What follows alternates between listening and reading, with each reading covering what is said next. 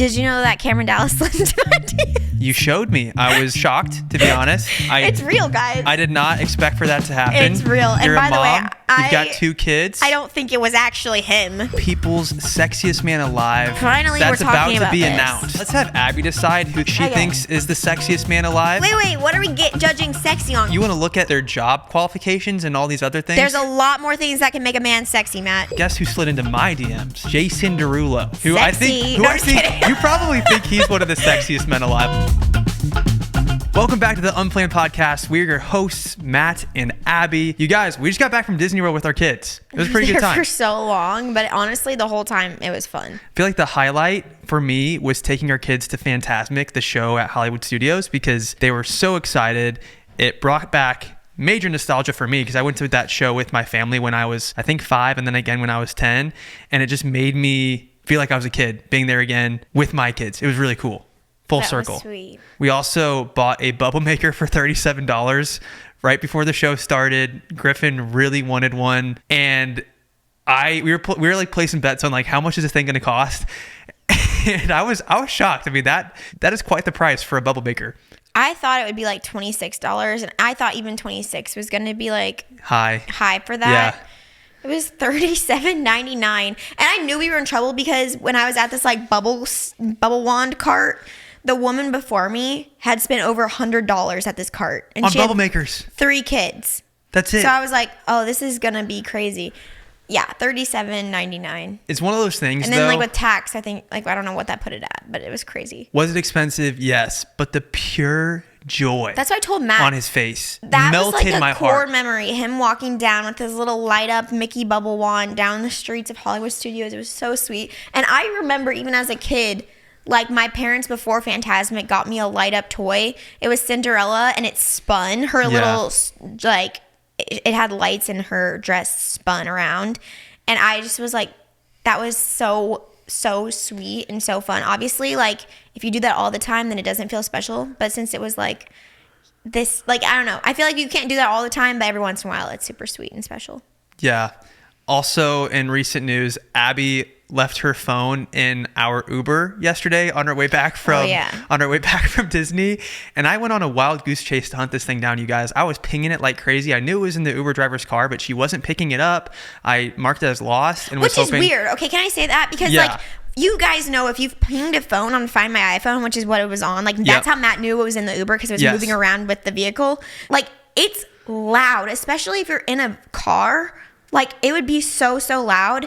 And didn't you say she kind of acted like she didn't even hear it? Well, it was weird because I eventually got a hold of her because I figured out you can go on Uber and put I lost an item, and they'll connect you to your driver, but it's not their actual phone number. So you like Uber has their Uber number, and then they connect you to on like a connected line. But that's that way, kind of good because it protects both the person accepting the ride and the driver. Exactly. And so she enters the phone, and I'm still actively pinging it. I could hear the phone pinging the entire time I was on the phone with her.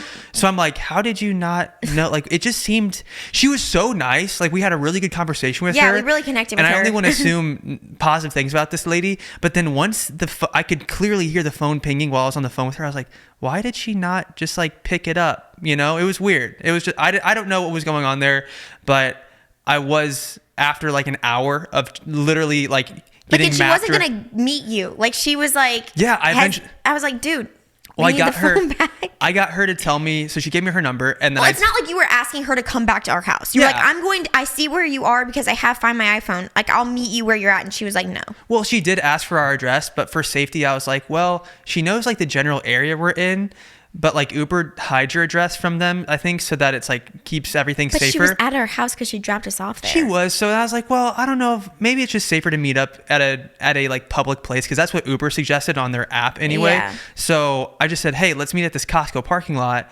And then she wasn't getting back to me. And eventually she was like, sorry, it's just not going to work. And then luckily though, because I was still tracking your phone, I said, hey, I'm 9 minutes away from you. Could you please just like hold where you are? And I will drive to you. Like, I can see you're right by the Starbucks. Let's just go there. And then she said, okay, well, I'll just grab a Starbucks while I'm hanging out.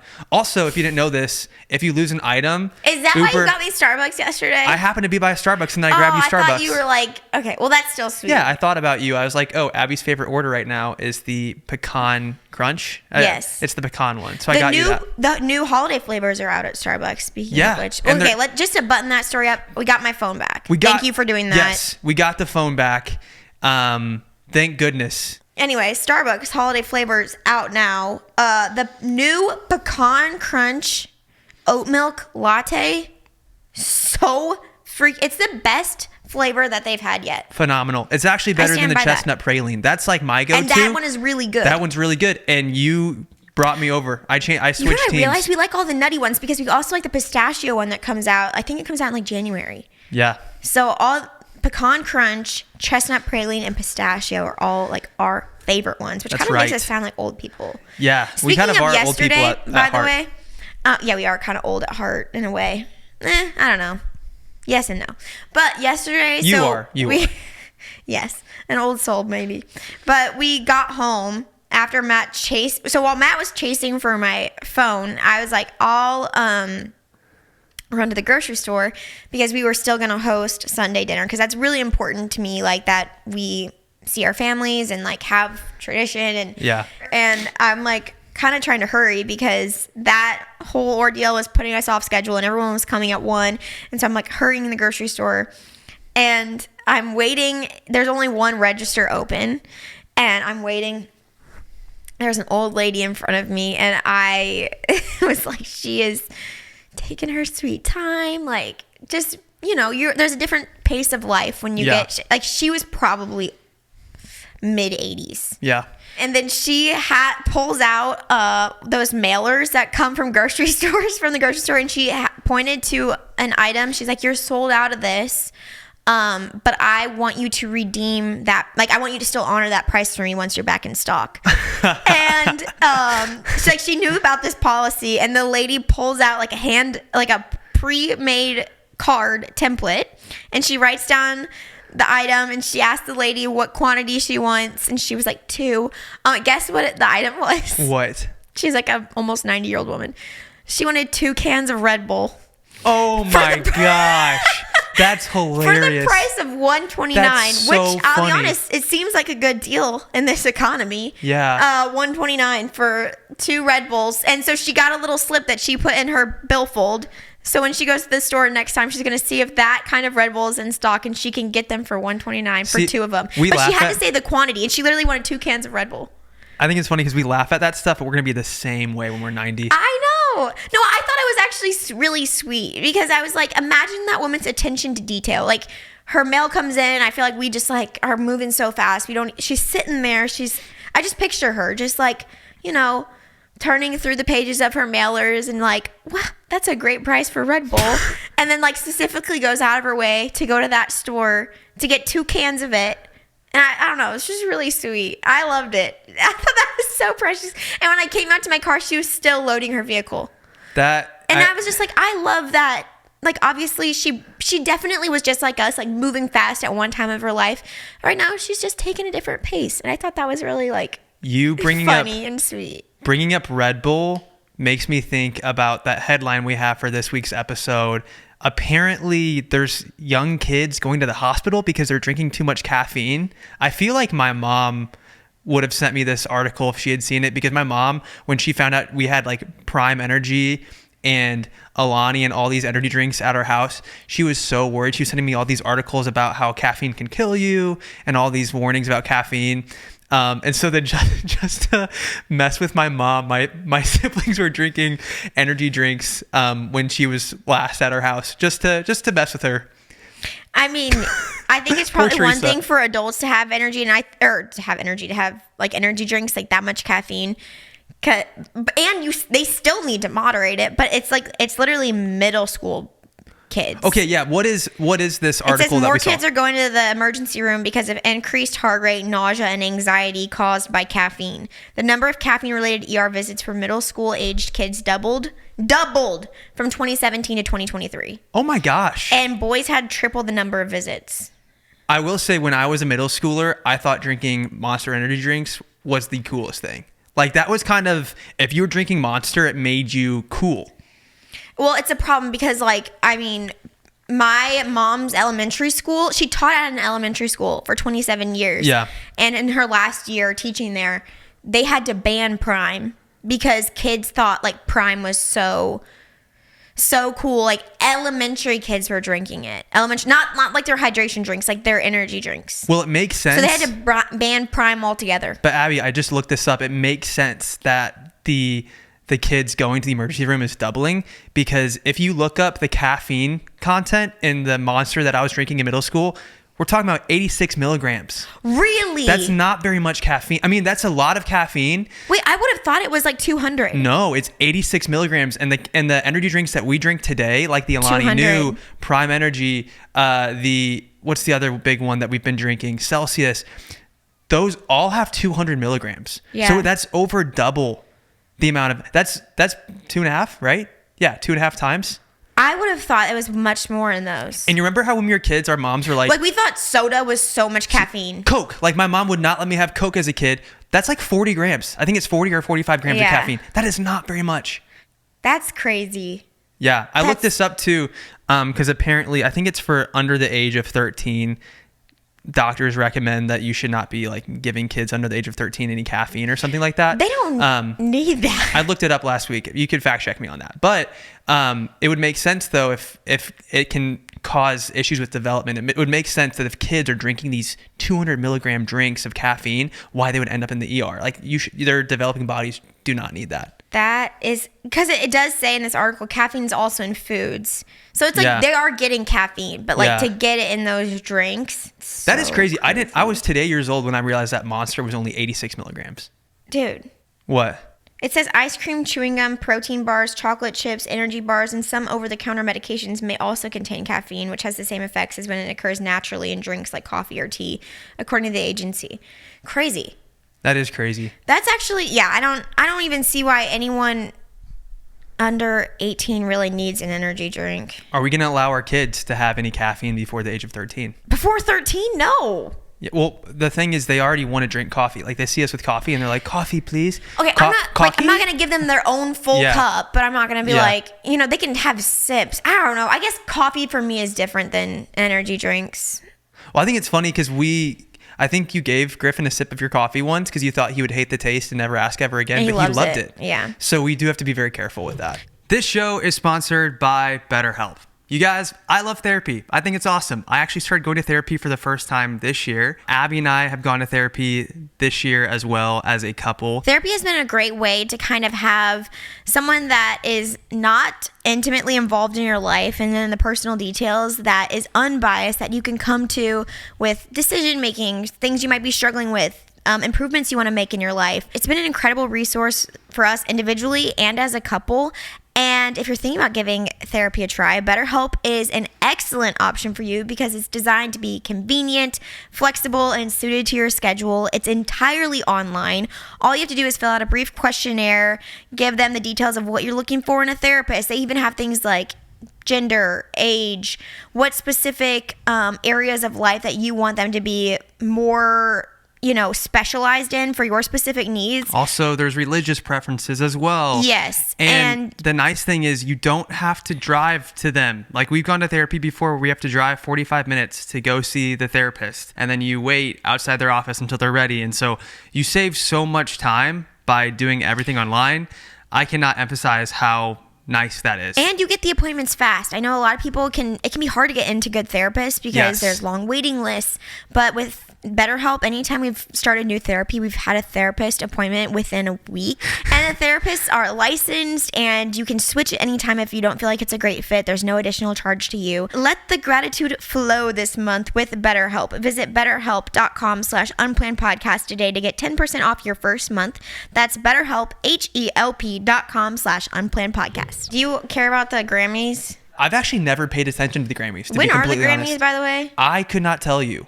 But I know that people are apparently upset because Taylor Swift, I think, has gotten a bunch of nominations again this year. And some people think there should be space for the new guys, space for the newbies or smaller artists that aren't as successful as her. What do you think about that?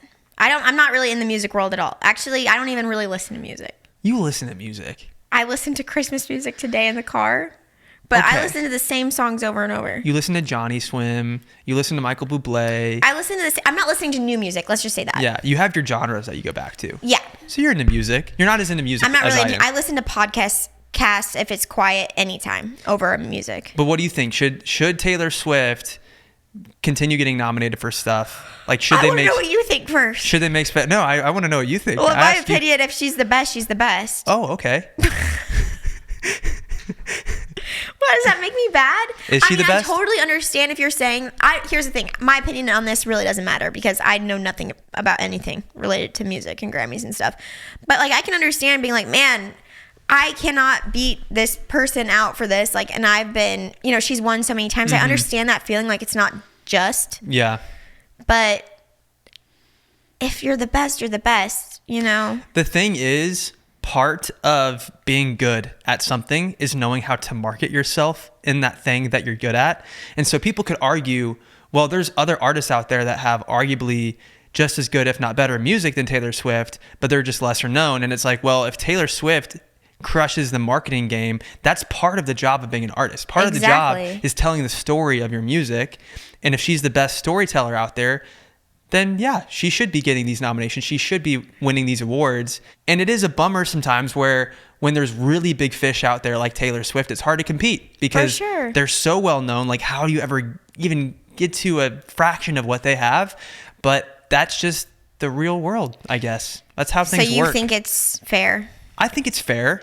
Yeah, I think it's fair. Well, okay. So how does it work? The Grammys work? Like, you're nominated by who? And they're voted. I know they're voted on by the people. I'll be honest. I have absolutely no idea. But I know with all these things, there's always some politics involved. Of course. But that's also just the world. That's also just like, that's the world, unfortunately. Like, you can't change that. Some people have connections and some people don't. Yeah, I mean, I feel for those artists that are like trying to climb to the top, and they're like, man, Taylor Swift is such a big name. She's like globally known. I don't really know much about Taylor Swift either, but everyone's always talking about her. So, I mean, she must be pretty good. Obviously, I hear her music all the time. I've heard her show is phenomenal. I've heard her shows like very entertaining. And it's like long and she just keeps going. Yeah. She's a machine. So, I mean, she works super hard. She obviously has created an incredibly devoted fan base. Like, she probably deserves everything she's getting. Yeah, and I think people, and she also got lucky too, Yeah, I mean, there's always an amount of luck that has to do with anybody's success, but I think what people don't realize is people might idolize Taylor or want what Taylor has, but when you want what someone else has, you don't realize all the sacrifices they had to make to get there. People might forget, even though it's been a couple years, but Taylor Swift got massively canceled to where there were videos of like tens of thousands of people at a Kanye West concert chanting F Taylor Swift. And like, can you imagine the mental toll that would have on your psyche if people were saying stuff like that about you, not only on the internet, but in real life too? So I think that is something people need to take into account. And it's like, oh man, I wish I could be successful like that. And it's like, do you really though? Because if you are successful at something, there's all these costs that come. That actually reminds me of, right before we left on our trip is when we heard the news about Liam Payne. Yes. Which I listened to the podcast version, which is actually just the whole episode. I think it was a 48 hours on like kind of just like a synopsis of his career and life and untimely passing. And it was so sad. I kept telling you because I obviously listened to it in chunks. Yeah. And it just made me. It was really, really hard to listen to because he was, the start of One Direction. I learned a lot, honestly, about One Direction because I was never really a Directioner. I've never been a fangirl in general. I feel like in general, I don't know what's going on in pop culture a lot of the times. Not for lack of wanting to. I'm just like, where's everyone hearing about this? Like, I didn't know about this. Yeah. But I obviously listened to all, like, their songs were the biggest songs. They like shaped my middle school and high school experience. Yeah. But do you know how they started? Like, they were on the X Factor. Simon Cowell put them all together. Yes. So they were all about to get cut. And then one of the other hosts or judges was like, I think they should be a boy band. And they put them together. And Liam's, first of all, you should listen to his first audition. I think he sang Fly Me to the Moon, like an older classical song. Yeah. He just had such a mature voice for he was 14 or 15 at the time. Crazy. So mature. He actually got cut the first year he tried out early. Like, I don't think he made it on. And he later ended up saying, like, thank you for cutting me because it made me work harder. Yeah. But I think that something they said in that was, like, the age you enter fame is the same age you leave it.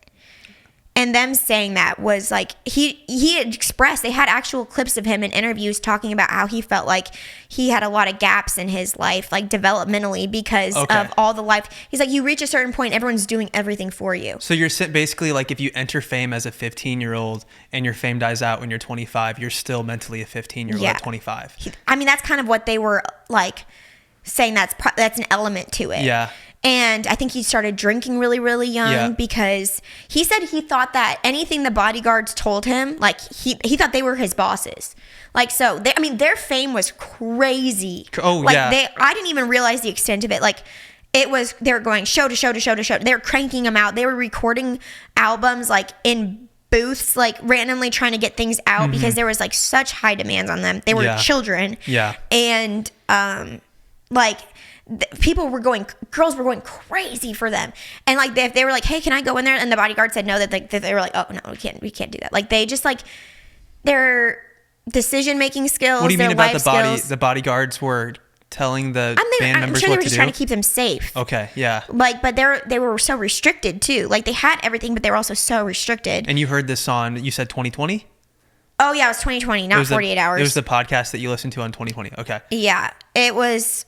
I mean, I could talk a lot about it because I listened to the whole thing and I had so many thoughts on it, but basically it's just so sad. And I think that comparison played a big role in it. Also, they did a toxicology report like after his autopsy, and he had several substances in him. And he was on Logan Paul's podcast, and not that long ago. You're right. And he was talking about how I think he was drinking whiskey on the show. Like, he was drinking alcohol even on like the podcast. Like, during the day, They asked him like, what's in your cup?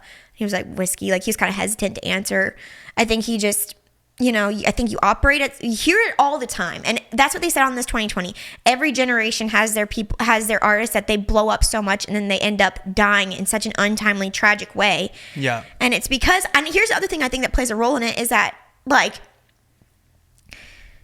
those people, they feel like they're on top of the world. So many people idealize their life. They idolize them. And they feel like they don't have room to say, like, hey, this sucks. Like, things about this suck and are really hard. Yeah. And because, they'd be like, boo-hoo. You have everything. You have all the power. You have all the money. You have so many people that are just obsessed with you. Like, boo-hoo. We don't care. Yeah. And so... and then they die. And then they die it was really, really sad, like, listening to that, because I just imagine a kid, loving to sing and wanting this life, and then realizing, like, getting there and far exceeding that, and then realizing, like, gosh, this was not at all what I wanted, and it becomes like a nightmare. And that just makes me so sad for, like, that 14, 15-year-old boy that, like, had this dream, and then they get there and they're like, this is a nightmare. That makes me so sad. Yeah. And it feels like something you can't, like, undo too. Obviously, I'm sure because of the struggles he had, like, I'm sure that he was not a good person to be around. He was in a relationship at the time. I think he was a father, and it's not obviously an excuse for any of that stuff. But it was such a tragic death. Like, Yeah. That was horrible. Sad. That was really, really sad. Well, I was shocked. I mean, I thought it was fake news when I first saw it. It was kind of like when I first heard. Yeah, because he fell off a balcony. I know. It seemed like it was some fake thing, like a fake headline made up by, I don't know, AI or something. But that was how I reacted when I first heard about Kobe Bryant's death, because when you like, I don't know, it just doesn't seem real. Like, it's like, there's no way this happened. There's no way, like, you kind of forget that these people are humans, and like, this stuff can happen to anybody. You just don't know. Well, it's unusual. Yeah. Like, you don't know a lot of people that fell off a balcony, and that's like how you know what I mean? These tragic endings are unusual, and especially when it, like, happens to somebody that is already well known. It's like, It was really, really sad to listen to. But something that was really cool is that, I guess, like, a silver lining, if you had to find one in all this, is that when his dad came, it was in Argentina that he passed. I think he'd gone for a concert, I want to say for Nile, and ended up staying. They found him in his last day. It was sad. The people that worked at the hotel, Matt, had called 911 multiple times because he was like sleeping in the lobby. Like, he was just not, they knew that he was not safe. Yeah. I mean, they just knew that he was a danger to himself and probably others too. Yeah. And so they had called 911 multiple times. And I think they even said to the operator, there's a balcony in his room. I'm concerned. Like, it's just it's so unfortunate, all of it. And I don't think it's any one person's fault, obviously, but like, it was just so sad. Anyway, when his dad came, they have to identify the body. Yeah. His dad flew to Argentina, and paparazzi were all over him, like, you know, in his face, asking very rude questions for someone that's like just lost their son. Can you imagine? But a bunch of fans were there, and they ended up blocking the paparazzi from getting to his dad and like made a way for him. That's awesome. And so that kind of gave me chills too. Yeah. I'm just okay. By the way, like, I'm fine. I just am someone that wears my emotions on my sleeve. By the way, I'm not even a directioner, but I just care. Like, that just made me sad. I remember there was a song that I really connected to of Liam's. Remember that song Midnight that I would play all the time? It was with. How does it go? It's like, I just want to stay here and fall into midnight. I think he only did like a couple songs on his own. Yeah. Yeah, and it was such an incredible. I would get chills listening to that song, and I don't know, like I had this, you know, at the time we were living in low-income housing, and I had this dream of getting to do something creative for my job because I was working at financial planning offices, and I think finance is cool, but it wasn't really my thing. It wasn't my career path, you know, career of choice compared to getting to do a creative job.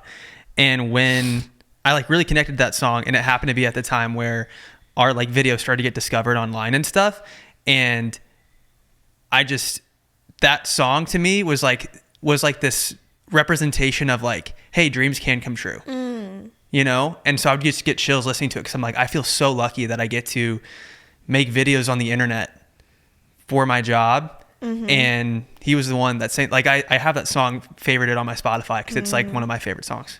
I think that like a lot of visuals, they were singing, no, never drives you crazy, just how fast the night changes. They were singing those songs, like using those songs for comfort in that time. Yeah, it was sad. It was really sad because also they kind of went into each individual directioner's, like, is that what they're called, directioners? I think so. Yeah. One Direction members' individual careers. Like Zayn left first. Yeah. And then he did Pillow Talk, which is so funny because like I know all these songs, but I wasn't involved in like, you know, all that album was really good. Obviously Harry Styles and he dated Taylor Swift, so that's kind of like what made me think of all this. But yeah, that was something that was really, really sad. Man, I am an old soul though. I mean, how many people are our age are watching 2020? Why? Yeah, why? You kept telling me though, you were like, Matt, you have to listen to this podcast. Why? Like, what was it about? Because I know that you have a lot of the same aspirations. I feel like you would have looked at Liam's life and been like, I want everything that guy has. Yeah. And I think that if he were here to tell you, he would say, it's not all it looks like. Yeah. And it just made me so sad.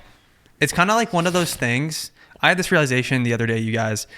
We have all these dreams that we come up with in our brains, especially like when we're kids. And then, you know, there's so much excitement around those dreams. But as you get older, you realize that maybe the thing that you wanted as a kid is actually not the best thing for you. Mm-hmm. Like maybe all the other things that come with whatever dream you had just aren't worth it. And I think when you look at Liam's life, clearly there's a lot of people that like wanted to be him, still want to have what he had. But I think when you really dig in and look at this hyper successful person's life, you see the drugs and you see the alcohol, which came as a result of needing to cope with all of this hard stuff that he was dealing with. So I think it is like very eye-opening, and it's very, very sad what happened. And I just wish nothing but the best for his family and his son and his just everyone that was around him, because that's such a tragic. His girlfriend too. Probably His girlfriend, feels terrible. She left early. She was in Argentina with him. I'm sure that I think they were having troubles in their relationship, but anytime someone has an addiction like that, I'm sure. Yeah. Which I can't speak on any of that. I don't know. I just wish them nothing but the best. And it was just sad him talking about how, like, at the end of the day, they would come like off such a high. They would go do this major concert, have after parties, sleep, go to the next place, place. There were machines, and like he's like, I just would like come off that high and just go to the mini bar in their hotel. Yeah. And it's so sad because even if he was trying to pursue sobriety, like when you are in that position, I feel like it's a tale as old as time. There's people that are wanting to fuel that machine of like, got to keep you going, like, whatever it is. Like, we don't have time to take a break and like get you healthy again. And so, yeah. And also every person, I'm sure that this obviously is not the case for everyone that's in that type of super high fame role. It's not this experience for everybody, but it's just sad that was like his experience. Thank you to Liquid IV for sponsoring this portion of today's episode. I feel like these 2 months are about to be a marathon of family gatherings and events and parties and friendsgivings and all this stuff, and it's so exciting, and it's all great things, but in the midst of all that chaos, it's hard to remember to drink your water, and Liquid IV is an amazing resource. I love it, Liquid IV, so much, to make sure you are staying properly hydrated during all of the holiday craziness. I have to tell you guys a little story. I had the big sack of Liquid IV of one of my favorite flavors, sugar-free raspberry melon, to go on a trip with us. Matt accidentally left it in the Uber, so I was devastated, and that was the first thing I picked up on our trip. When I went to Target, I made sure I got my sugar-free Liquid IV, and I got the grape option, which is another favorite of mine. If you don't know what Liquid IV is, you basically, I'll make it simple for you. You tear, you pour, you live more. It's basically like a little stick that you pour. It's a powder, and you pour it into 16 ounces of water. I actually poured into 40 ounces because I'm weird and I like it kind of watered down. But it hydrates better than water alone. Powered by LIV Hydroscience, an optimized ratio of electrolytes, essential vitamins, and clinically tested nutrients that turns ordinary water into extraordinary hydration. 8 essential vitamins and nutrients, and always non-GMO, vegan, gluten-free, dairy-free, and soy-free. You guys, they have so many delicious flavors. It tastes amazing. So you're not only getting better hydration, but you want to drink water more because it tastes so good and your taste buds are having a party rather than plain water alone. Stay hydrated through the holidays with Liquid IV. Get 20% off your first order of Liquid IV when you go to liquidiv.com and use code Unplanned at checkout. That's 20% off your first order when you shop Better Hydration today using promo code Unplanned at liquidiv.com. We were just in Florida where they observed daylight savings or whatever. It's called fallback, right? Where you like the time changes. We live in Arizona. We're currently filming this in Arizona. They don't observe daylight savings in Arizona. They don't care. Which I think is amazing. I love that. I wish that everyone did that. Why did we leave for daylight savings? Actually, you know what? It really didn't affect us that much. But it's like... In fact, we forgot about it, and then we're accidentally almost on time because we got an extra hour. It makes things so confusing, though. It does. And I feel like it gets so dark so quickly. It's getting darker here, though, quicker. It is. Well, that's just because there's less sunlight in the wintertime. But I remember when I used to live in Missouri, it would get dark at like sometimes freaking 4 o'clock. It felt like. What?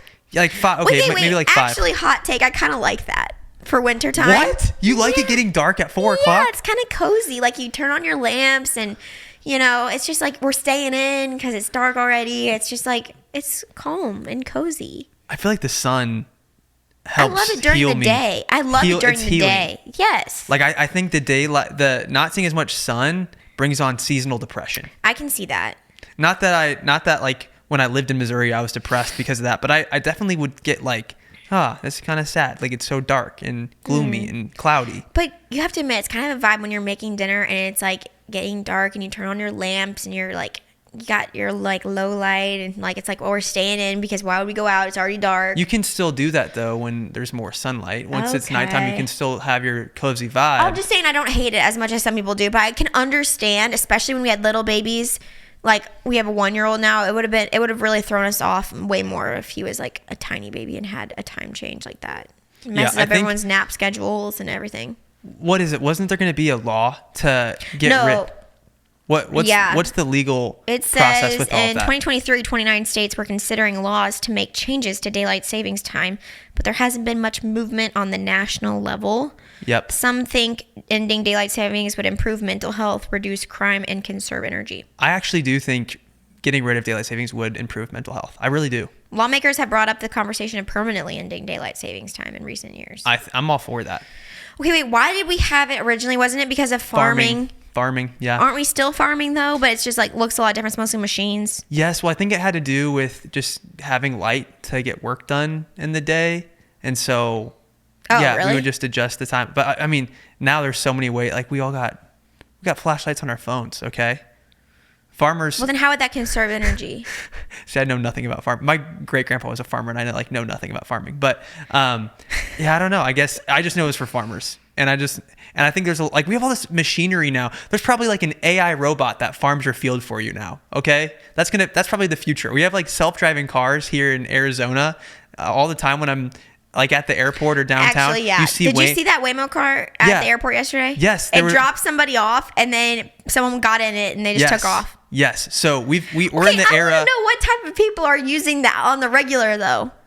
That's what I'm saying. That's like my point, though, is like we literally have self-driving cars today. We don't need daylight savings. Okay, but also, can I make a point that's going to make me also sound like an old person? Okay. But we had an Uber, and we had a long conversation with her the whole way home. And now, like, those people, like, is it just going to make people more and more isolated? Like, they don't have to even talk to the stranger picking them up. I think and taking them to another place. As we automate more things that used to require a human element and actually, my parents had an excellent conversation with their Uber driver too. I think we're just going to keep making entertainment better for humans. Like, I think the entertainment industry is growing as we're able to automate and have robots do more of the jobs that humans used to do. You cannot replace in-person conversations. That's true. Exactly. And also talking with people that you wouldn't normally like seek out on your own. That's true. There's so much to be gained from that. I think that's really good. I love all that stuff. I'm just saying, I don't think it's a bad thing that robots and AI is starting to quote unquote take people's jobs, because I think we're going to create new jobs for those people. Does that make sense? You're kind of missing my point though. It's eliminating more human conversation, human interaction. True. I get what you're saying. Like, I am not saying like AI should stop replacing jobs. I'm not saying that. I don't really know. Honestly, I'm not. Well, you know what the data is showing now is that people have fewer friends today than they used to, 10 years ago, 20 years ago. Which is weird because we're so much more connected today than ever. Yeah, I think we're artificially connected. Yeah. Like I can message someone who's over in Dubai right now instantaneously. We could hop on FaceTime. Like, we're so connected, but we're not. Mm-hmm. And don't get me wrong. I think it's a good thing, but I think that it also takes a lot of... You also have to put in the same amount of work, if not more, for in-person relationships. Well, maybe what we'll start to see, though, is more in-person events, more in-person activities, because I think we're realizing, all this automation, all this social media connectivity, it's great in some aspects, but we have the highest, suicide rates ever. We have all these mental health issues. And part of that is just because people were going underdiagnosed in the past. But I think social media is a big part of that. And I think we're going to see a big push, hopefully. I hope so, because I think it'll be better for humans. But just more in-person gatherings, events, things where people are actually having real relationships in person. Because that, I think, is something that's irreplaceable for humanity. We need that. I love people. Yeah, we need that. I think that you could have I love, I was talking to everybody when we were in Disney, like in lines. Like, it's just really beautiful that we can just like talk to people for a little bit of time, never see them again. Yes. And I'm like spraying them. Like, I asked the parents, of course, but like we're with other toddlers in Disney. We also got one of those like spritzer fans. Yes. I had a whole army of toddlers around me, just like spraying them all, and it was so fun. I didn't know them. I didn't know their parents. That's actually a hot take I have. So I know, like, in New York, people will just like walk past you on the street and never talk to you, because it's like, I'll never see this person ever again in my life. So why would I give them the time of day? Well, they're also around people constantly. True. Yes, I get that. But like, for me, I used to fly on an airplane, twice a year. And so whenever I was on an airplane, I was so excited to talk to the person next to me because it was just someone that'd be from a different state, have a different way of life than me. I was so interested and invested in learning about them and just having a genuine conversation with them. But now that we fly like once or twice a month, I don't do that as much anymore. I'll get on the airplane. If we're without our kids, I'll get to just read my book or listen to a podcast. But at the same time, like being at Disney, I happened to have some really good conversations with people in line while we were waiting, 60 minutes to ride Rise of the Resistance, and, just like being around different people, which there were times where in line I was responding to emails and messages and I didn't talk to anybody at all. But there were also times where I talked to people and the conversations were really fun. Like it was cool meeting someone that you would have never met unless you were in that place right then and there.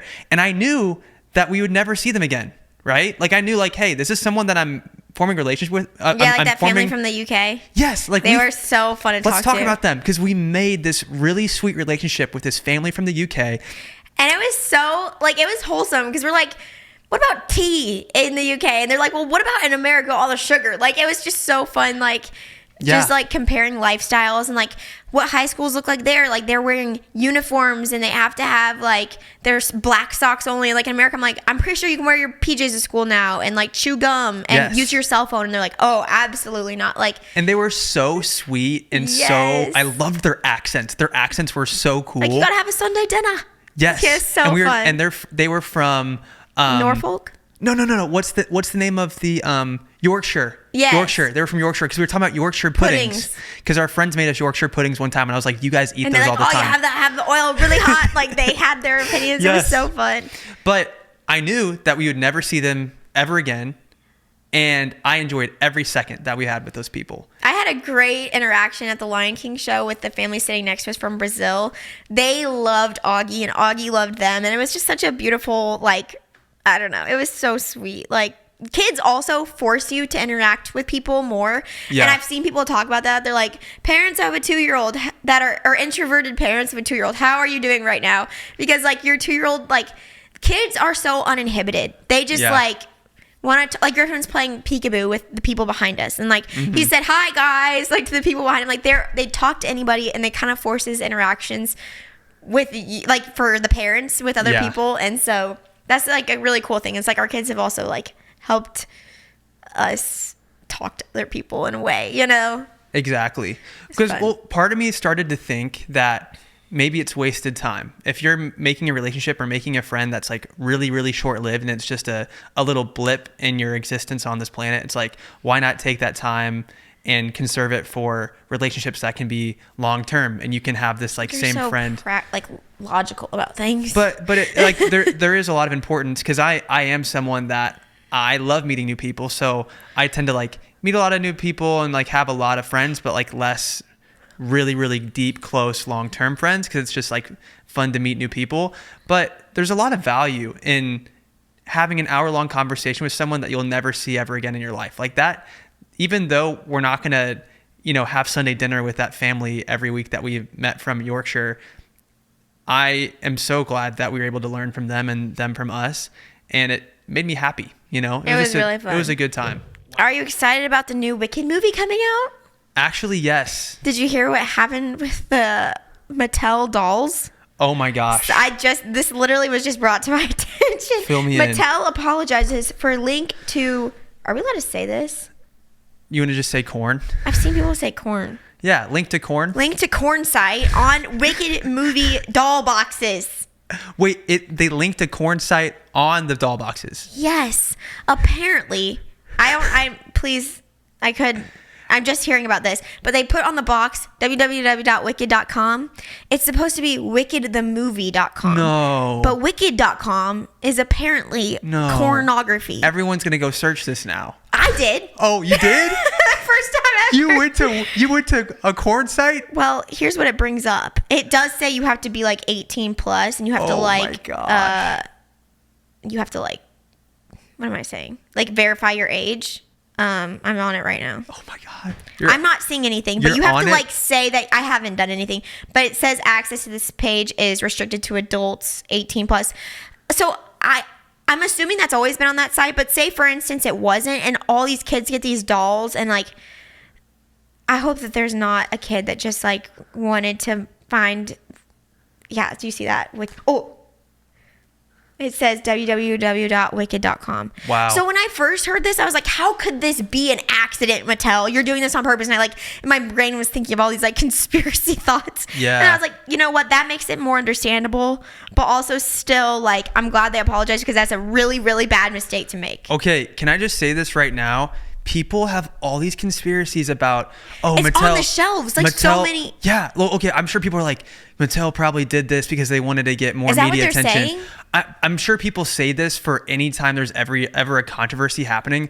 I don't think most people go into something wanting exactly. There's wanting so many media. conspiracies nowadays. I'm like even, and I know this because I know this from experience. Like people have said that we have rage baited or something to get attention. Don't even say that but word. that is just so not true. Like no. I never wanted any part of that. I actually try to avoid that like the plague. Exactly. So like I'm sure some poor person lost their job over this whole Wicked.com thing because they made a mistake. To be fair, they probably should have lost their job. Okay. True. I feel sorry for them, but like that is not doing your checks. That's not dotting your T's. People make mistakes though. Like we're human. Dotting your T's, dotting your I's and crossing your T's. Yeah, we're human. It says Mattel was made aware of a misprint on the packaging of the Mattel Wicked collection dolls primarily sold in the U.S., which is intended to direct customers to the official wickedmovie.com. Sorry, not Wicked the movie. It's literally wickedmovie.com landing page. We deeply regret this unfortunate error and are taking immediate action to remedy this, the toy company said in a statement. Wow. Parents are advised that the misprinted, incorrect website is not appropriate for children. Consumers who already have the product are advised to discard the product packaging or obscure the link and may contact Mattel customer service for further information, the company added. Oof. I mean, here's the thing.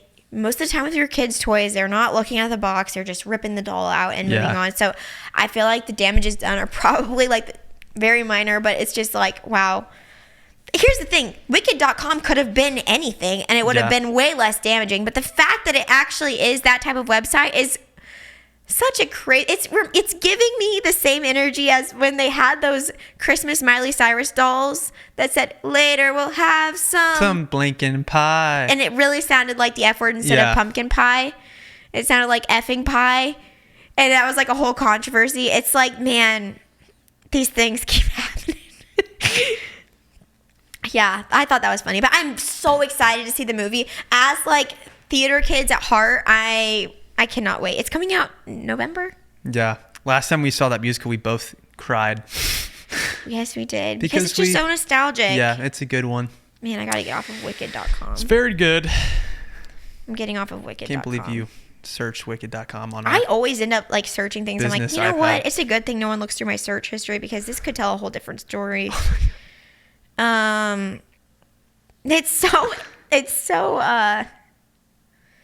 like, especially when I read books that are like romance books, sometimes I'm like, I don't actually think I know what that is. Yeah. And then my eyes are opened.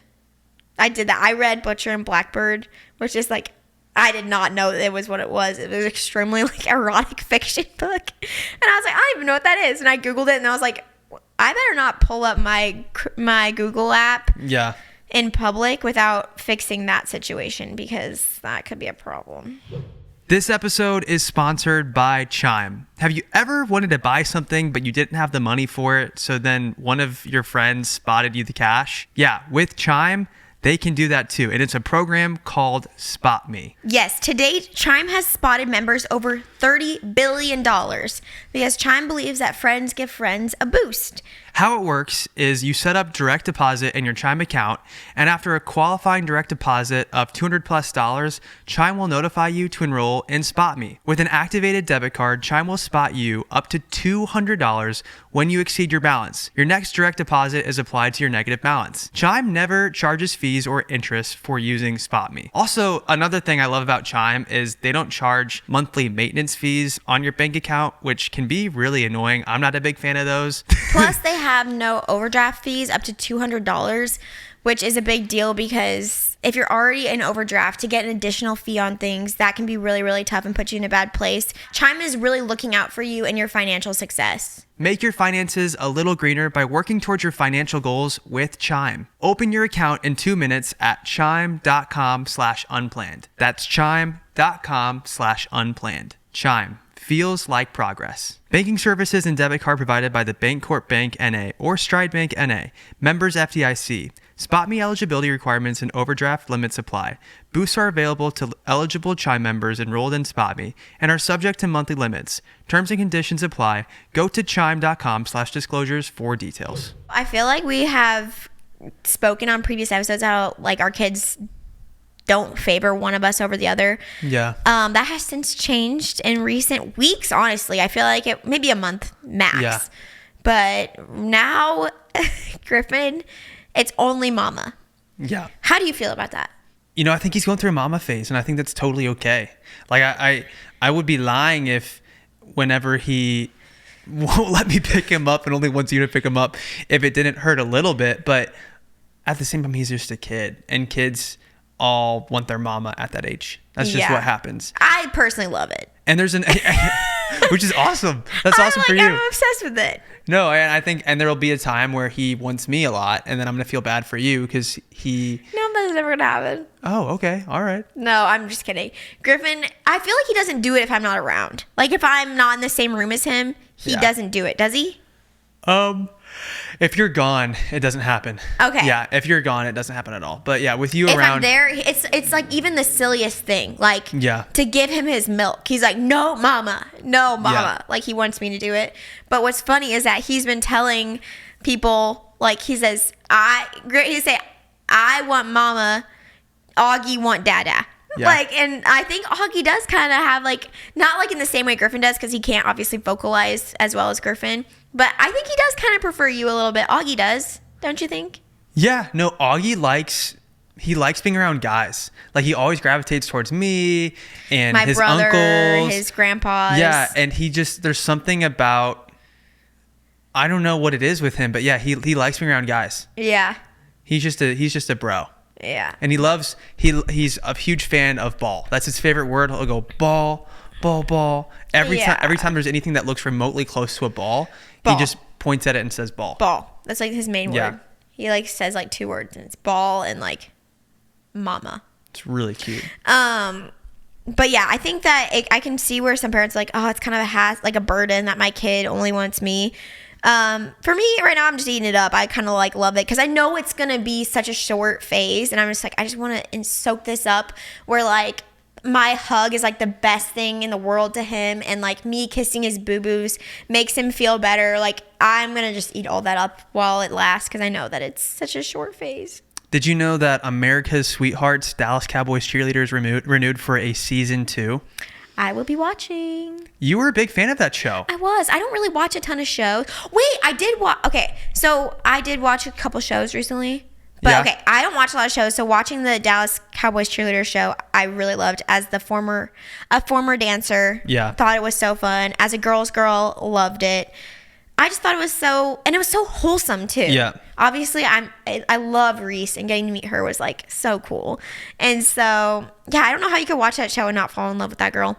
But I'm excited I'm assuming she'll be on it. We have to invite Reese back on the show to talk about season Yes. 2, which is also crazy too, to think that It probably won't come out for a while. like we're legitimate fans of the show, and then here we are somehow getting to talk to these people in person. Like So what? cool. That's crazy. So yeah. That's like probably the best perk of all this. But I'm excited to see that. It's probably not coming out until like next summer, right? Yeah, that is what this is saying. Apparently, it's going to come out in 2025. That's but tough there's because it's not something you can really rush because they have their season once Yeah. a year, that they do the tryouts and everything.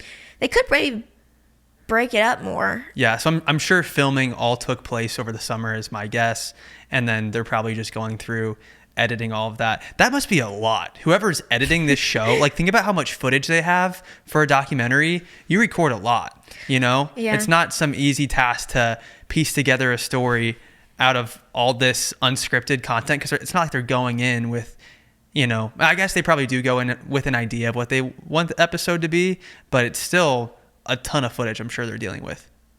Oh yeah, because I think they probably follow like so many more girls, and that they only featured like 3 or 4, Yeah. in depth. And it looks like, I think, Secret Lives of Mormon Wives, I'm pretty sure they're doing a season 2 of that as well. I think they've talked about that. Which I think is old news at this point. But Well, wasn't there only like, there weren't that many episodes. They were kind of short too. yeah, our neighbors were Seems- obsessed with that show. They were the ones that were trying to get us to watch it. We watched the episode. I think we watched the first episode, but we haven't finished the show. We watched like 1 or 2 episodes.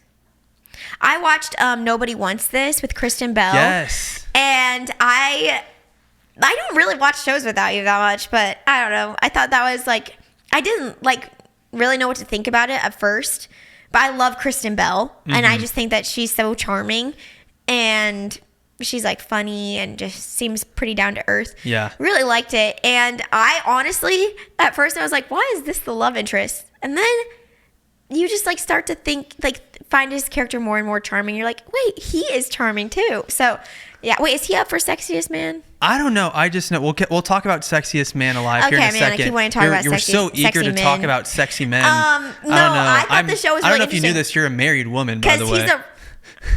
I would vote for you before anybody thank else. you. Thank you so much. But he's like a rabbi in the show. And so it's kind of interesting, like the dynamics of like her entering into this culture and like her. She has a podcast. The whole show. Like this. Yeah, I thought that was funny. The whole Like a show. sex podcast. Yeah, it's like a Call Her Daddy type of podcast.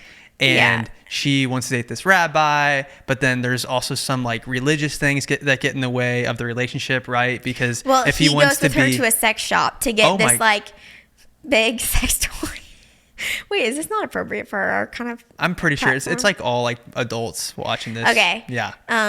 So don't make it a short, but they go to like this sex shop to get this like crazy sex toy for her like podcast. I think it's like a sponsor of their show, and they like need the product, and it's called like something crazy like the excavator or something. I don't Oh know. my gosh. And then he meets a member of his congregation that is at the sex shop. He's like, this is the end. Like, I'll never be head rabbi. Like, he's like all worried about his career as a rabbi. And then it finds out that the woman that the member of their congregation is with is not his wife.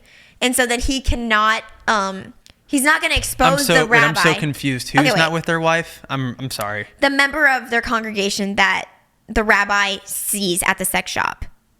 He's with a woman that's not his wife. Oh, Which insinuates okay. infidelity. Got it, Which got means it. that he's Okay. not going to report the rabbi being at the sex So shop. basically what you're saying is they went to this sex shop, the rabbi got spotted by a member of their congregation, and then the rabbi freaked out because he was like, oh, I'm screwed, my career as a rabbi is done, but the person's going to keep their mouth shut because they were with someone that wasn't their spouse. Yeah, and they ended up making a really big donation to the church. And they're like, how did you get him to make such a donation? Like, whatever you're doing, keep it up. And it was like basically like hush money. That's hilarious. Yeah. Oh, that was funny. Well, you said that Dax Shepard apparently mentioned that he's I don't never know. There been. was some article that said she's never kissed me like that. He seems like a pretty funny guy, but yeah, he said that he's never been kissed the way that she kissed the rabbi on the show. Yeah, it was. Here's the thing. It was all the like sex stuff was like closed door scenes, but their kissing was passionate. Okay, when it comes to sex toys, because you brought it up, not me. I'm not talking about personal use. It's this raunchy adult show you've been watching, babe. There was no nudity. There was conversation. I think someone on the Secret Lives of Mormon Wives was like told they were gonna get paid a lot to do an endorsement for like a sex toy. Would you ever do that? I mean, I don't know.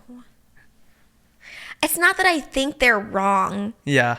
It's that I feel like when we have been like even at Disney meeting some of the people that Yeah. have like followed me on Instagram, I'm like, man, I don't know if I would think it was appropriate on my page. Yeah, that's true. Like, I feel like this podcast is like an older, like it's more people like our age. Yeah. And sometimes I feel like the platforms like Instagram and TikTok are so big, like, and broad, and they get pushed to random people. Like, I don't know. Yeah. I'm not judging anyone for the decisions they make, and I don't think that sex toys are like bad. I just don't know that it would have a place on my page. Yeah. No, I think sex toys are great. I think that's a great thing for people, especially in a committed relationship. Like you want to get things spicy, go for it.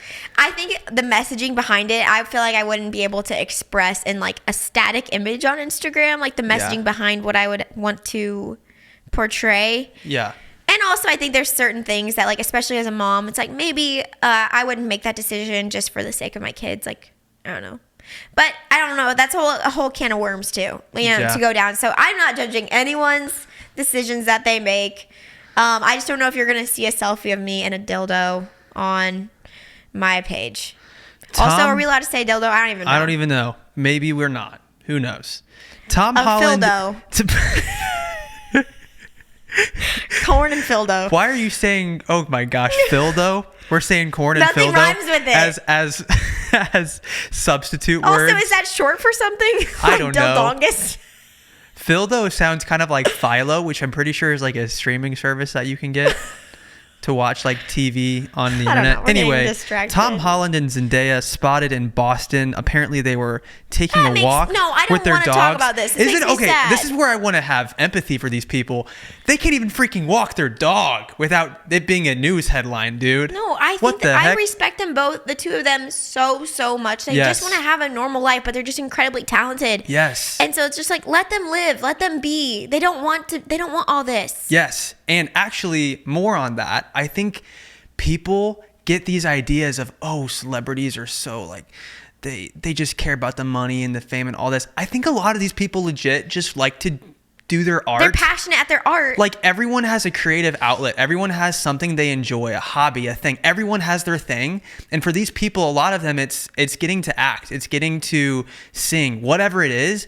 And they just happen to be famous. And then they're people You're making it worse. You're talking about them right now. I know. And I'm just saying, I want to humanize these people. Let's humanize these celebrities like Tom and Zendaya and recognize, like, let's just let them walk their dog in peace. Like, they clearly want privacy. Okay. Just give it to them. Okay. And actually, I do want to say this. This is a thank you moment to people that have seen us in public with our kids. We are like not even 1% of as known. We're not making comparisons. Yeah. I don't want to make a comparison between us and Zendaya and Tom because they're like at a so different level of fame. And whole different category than us. But, people know who we are, a little bit. Like, at Disney, we got to meet a lot of people, which is really cool. But what I really respected was I noticed a huge difference of people that would come up to us when we were with our kids and then when we were without our kids. And I really appreciated that. Like, I never want someone to think they can't come up and say hi, because I always want to be like I'm so thankful for what we have. And I genuinely do. I love meeting the people that have seen our videos online before. Yeah. But it made me feel very loved that people came up to us less when we were with our kids because they didn't want to interrupt our time as a family. It's not that it bothers me when they came up, but yeah, exactly. I was like, man, they really like, it felt very respectful. Yes. It felt like you guys just have respect for us and people in general. Well, and our family, like our children. Yeah. And like, honestly want the same things in general for our kids that we want for our kids. Which if people come up to us, normal life. If people want to say hi when our kids are there, it's fine. Like, I love meeting you and that's been awesome. But it was cool being like, whoa, because we went to the park one day without our kids and we did Universal one day without our kids. Well, we just went half days. Like, yeah. If they were like in the morning and through their nap and then we would come in the evening, exactly. Or the opposite. Like, we would come back in the evening without them for just like for a few days. Because we traveled with family, and so thank goodness, like, my mom was there, Abby's mom was there, and so it was really nice to get to go to the park without our kids. I hate talking about this kind of arrangement because people could like misconstrue things and think and talk BS, whatever. Those people are buttheads, and they can go think about how. Yeah, I wish the best for those people. Okay, whatever. But let me just say this. I just feel myself like panicky. Like, just make sure you say like. They were always like, people were always with their children. Oh my gosh. Yeah. Okay. Anyway, I totally see where you're coming from. Trusted loved ones were always with their kids. Okay. Yes. Okay, cool. But all I'm saying is that was cool that people seem to be like very respectful of us. And all I'm saying is, like, with these hyper, super crazy famous people like Tom and Zendaya, I hope we can all be more respectful of them, and not like, oh, what's the tea on them walking their dog? It's like, they were just walking their effing dog. Yeah. Well, I don't think people were like trying to look for drama there, but I think like. Well, they do. People, they do, babe. Oh, really? People always do. I don't know what's going on. People put connections between things that have no correlation at all. I know. All the time. Yeah, maybe it's just like way more. Yeah. Simple and normal than it was. Really? No, Yeah. So anyway, That's I just sweet. I mean, I respect him so much, and I don't even want to like yeah. talk about. I never want this to feel like a gossip thing. Yes. Because no. I know how sickening it can feel to have people talk about you in a negative way. Yes. And they don't even know you. They don't even understand the situation. There's so much more going on. People are so much more.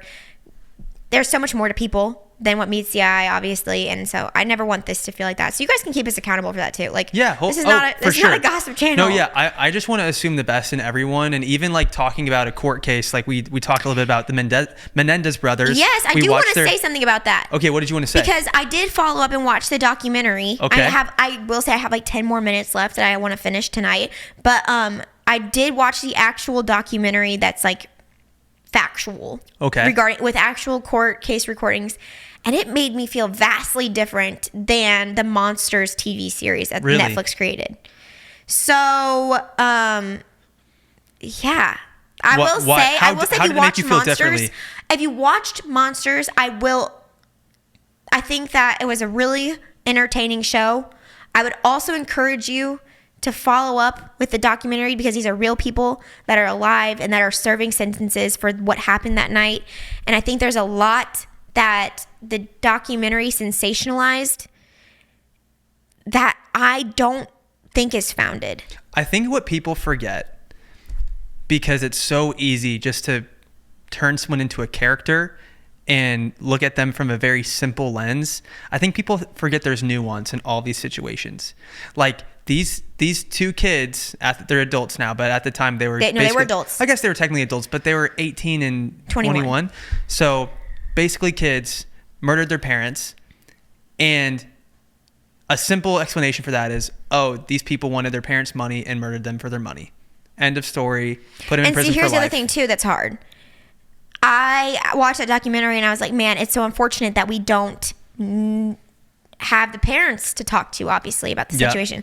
So yeah, I would encourage you to watch it if you watched Monsters, because I just think just for justice for Eric and Lyle to have a more factual presentation where they're actually speaking now. They have recordings of them in prison. We need to fill talking. people in, by the way, who have no idea what we're talking about. So if it's about the Menendez brothers case. It was back in the 90s. They shot and killed their parents in their home. Yeah. And it's a whole court case that happened. Yeah, I don't know. Yeah. I feel like a lot of people are talking about it. Brothers murdered their parents. Their parents were very, very rich. They spent a bunch of money after their parents were dead. So people assumed that they did it for the money. It also happened right after O.J. Simpson, or right around when O.J. Simpson. No, what's crazy is that the mistrial happened before, even the mistrial happened before O.J.'s thing. So there's some speculation that basically their court case was affected, like the decision, the outcome of the second trial, because the first court case for these two individuals was a mistrial. So there's speculation that whatever happened. There's speculation that their court case was influenced by the OJ decision, because it looks really bad for the state of California to not convict OJ when there was so much evidence against OJ. There was so much going on at the time in California, and especially LA. But I will say it's really unfortunate because the things that influenced Eric and Lyle's decision and choice to kill their parents, it was unfortunate timing. I think that it fell on ears that were not sympathetic enough and didn't know enough about that type of abuse on like your psyche. But you actually watched the trial, right? In the documentary that you just saw, you watched the trial. You hear these boys talk about how they were abused by their father. I think people, and you know what's crazy, Matt? They showed clips of like SNL making skits about them, and they're like fake crying on the stand. Yeah. And like they were a laughing stock. They made a joke of these kids. And I mean, all the media, all the late night shows were like, oh, I don't believe them. Like they were like being so flippant about what they're saying. Like their house was a living nightmare, a living hell. Mm-hmm. And so I don't think, I would like to believe that would not be how it was received in 2024. Yeah. I think people would be a lot more careful about, like that. Like And I think especially because they were wealthy and especially because they were men and especially because they were white, like it was just so many things that just like made them, they're like, they don't want to make them a victim of anything. Yeah. And I think it was just really sad. Yeah.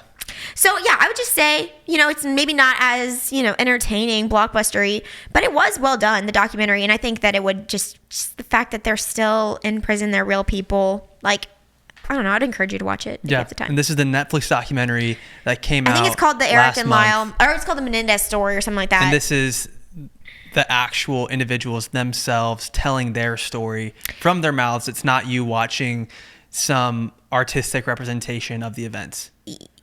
Oh, yeah. You hear them talking. You see their court cases. You see the perspective of the family members of Kitty. And I think some of the father's family members as well. You see the state prosecutor and the district attorney. You see, like, all those things. And, I think it's well-rounded. It seems to be well-rounded. Okay, and also the prosecutor, the state prosecutor, is saying that she searched to find character witnesses, which is basically people that would go take the stand and say flattering things about the victims, the parents. The parents that were murdered, yeah. Couldn't find one person to say good things about their character. So I that says something to me. Yeah. Even their family members were like, I mean, obviously they loved them and cared about them, but I think that they, I don't know, weren't willing to take the stand in that way. That says a lot. On a more lighthearted note, we have People's Sexiest Man Alive. That's about to be announced. Okay. By the time you're listening to this, the whole decision I think will already be out there. You want me to decide right now? But yeah, let's have Abby decide who she thinks is the sexiest man alive.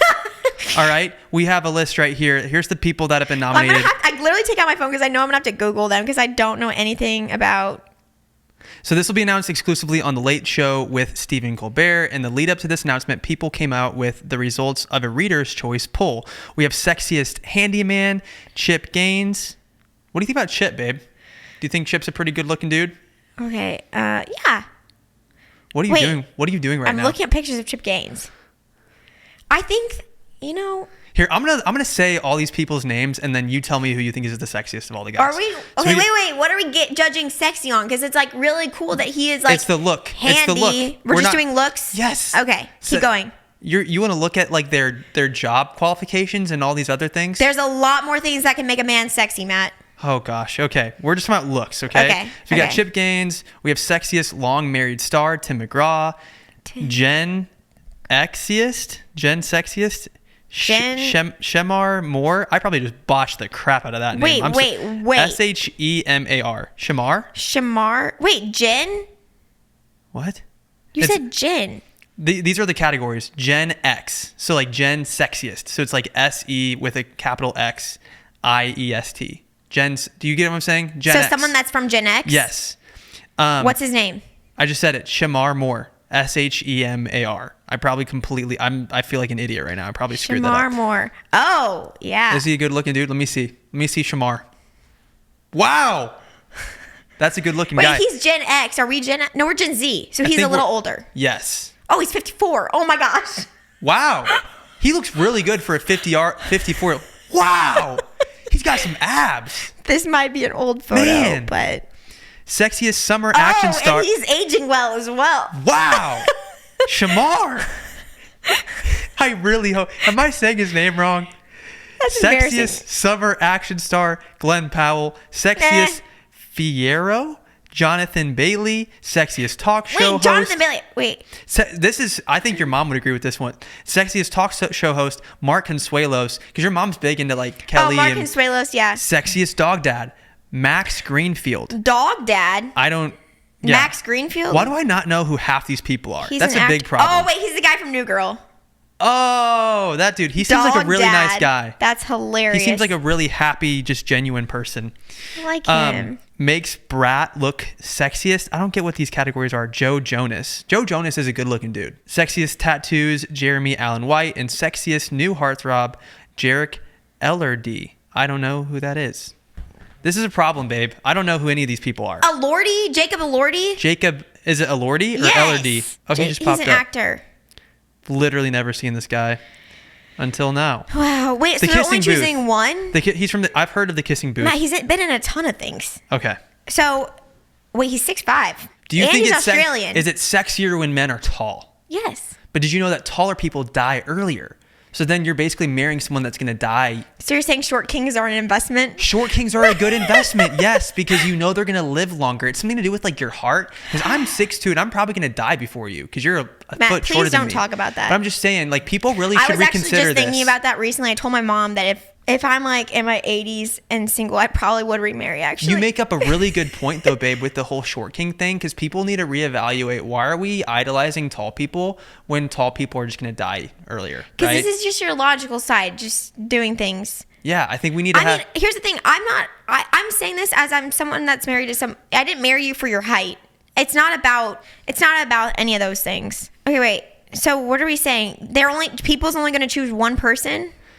I guess how this works is people is selecting the winner. So we're supposed to vote? Should I vote right now? Oh, I guess we can vote. But the late show with Stephen Colbert is going to be where it's announced. And because our podcast isn't live, it's probably out there by the time. I should have looked at this article because it has pictures for everything. Yeah, there's a whole article on it. Wow. I mean, all these people that were nominated definitely won in their category already, so they should feel happy. Okay. Well, speaking of sexy men. Yes. Did you know that Cameron Dallas listened to my ideas? You showed me. I was shocked, to be honest. It's real, guys. I did not expect for that to happen. It's real. You're And by a mom. the way, You've got 2 kids. But you know what? He slid into the DMs in a very classy way. I don't think it was actually him. You don't think it was him? You think it was somebody using Cameron Dallas's account? I'm sure he has someone that he's hired that's like trying to... I think it was a business move, and I don't think it was him personally. What if he got hacked? What if his account got hacked and then he DM'd all these women who have 2 children? Oh, maybe it was a hack. What did he exactly say? You want to pull up the DM right now? It's right here.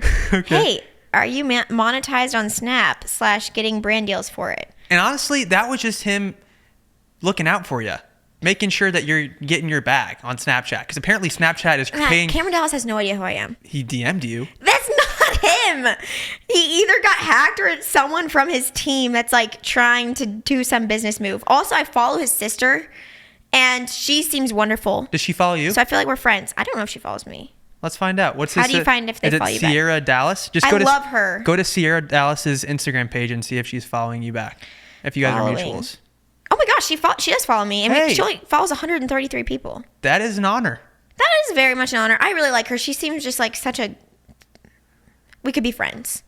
No, I think you're right though. I think somebody either messaged you from Cameron's account, Yes. or maybe Cameron himself got asked by Snapchat to reach out to different creators who aren't posting on Snapchat. But the thing is, we actually are posting on Snapchat. We've been posting for a little bit. We put like our TikToks up there, and I our didn't Instagram story. You didn't even know that. I didn't respond. Should I respond to him right now? Respond to Cameron right now. Wait, so what should I say? Do you want to invite him on our show? Oh. What if That you? seems like a jump, What if you DM?